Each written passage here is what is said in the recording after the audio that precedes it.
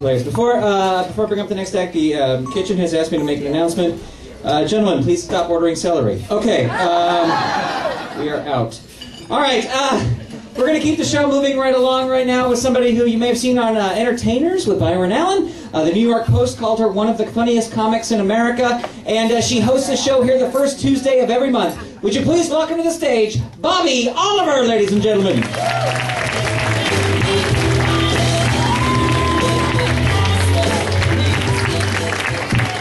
All right, keep it going for all the comics you've seen tonight. Aren't they awesome?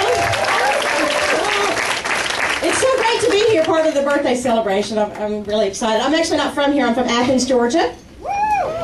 Thank you. 3 people care. Awesome. I need a ride home after. And I guess you can say I'm cliche, though, because like every actor and comedian in LA, I moved here because I had a dream. My dream was to get the hell away from my family. So I've made it. I grew up really poor. Anybody grow up poor? Y'all just a bunch of rich people? This is the Republican section of the comedy club? This is true. When I was growing up, y'all, there was 7 of us in a 2-bedroom, 1-bathroom trailer. Yeah. I remember our brother Gerald went to prison. He wrote me a letter. Dear Bobbie, this place is a palace. They only got 2 guys to a room. They eat 3 times a day. He said, I want to stay here forever. He said, I got a plan. They try to let me out of here, I'm going to kill somebody. You remember your first big earthquake here? Yeah. Oh my God, aren't they terrifying? Like, the first time it happened to me, y'all, I was in the shower. And I'm from Georgia. I didn't know what to do. I was like, do I get out? Can I rinse off? And finally I decided to rinse off because I did not know what was going to happen, but I knew I could not survive the aftermath of Dove body wash in my private parts. And I know my selfish family, y'all, they would not give up their emergency earthquake water to get soap out of my patootie. Very selfish people. So my sister's one of these people, y'all, she won't read a newspaper. And she won't watch the news on TV. But she is addicted to the History Channel. So if you want her opinion on a current event, you have to wait like 100 years. She's going to be so excited when she finds out we had a black president.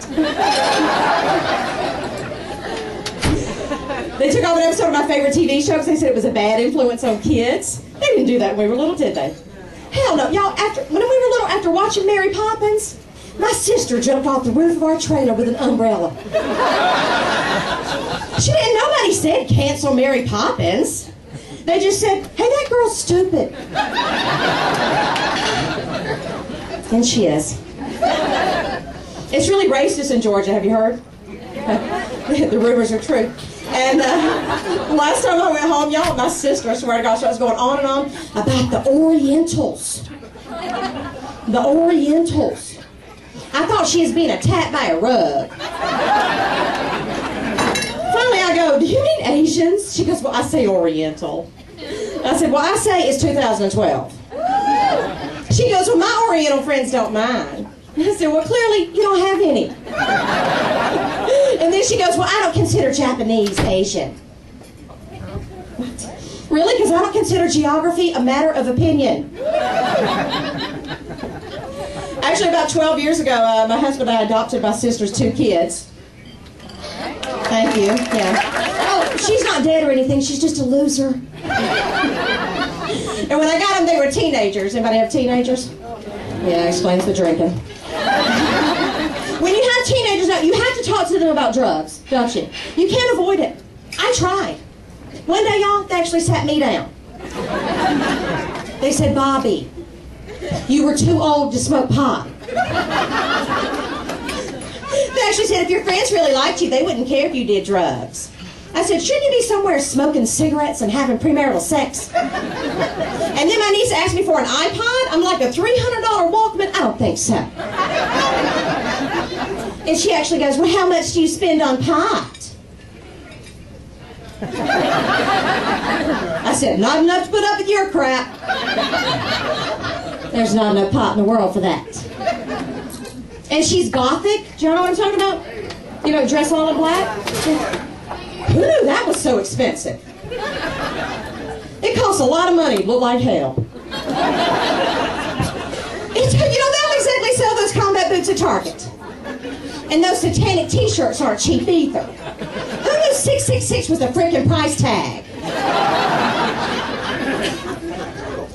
I actually come from a long line of drug addicts.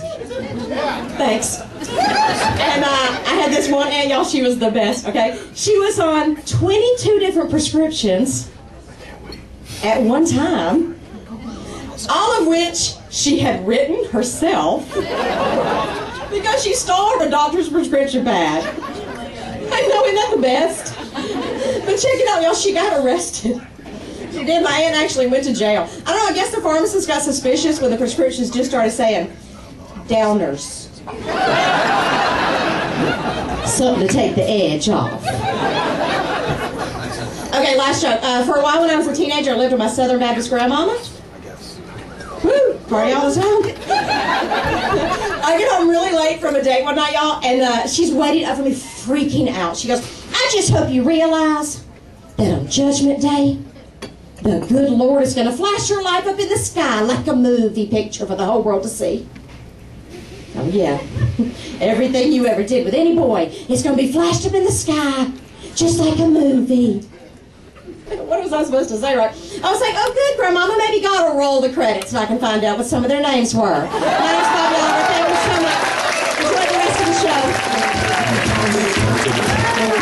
Keep going, seriously.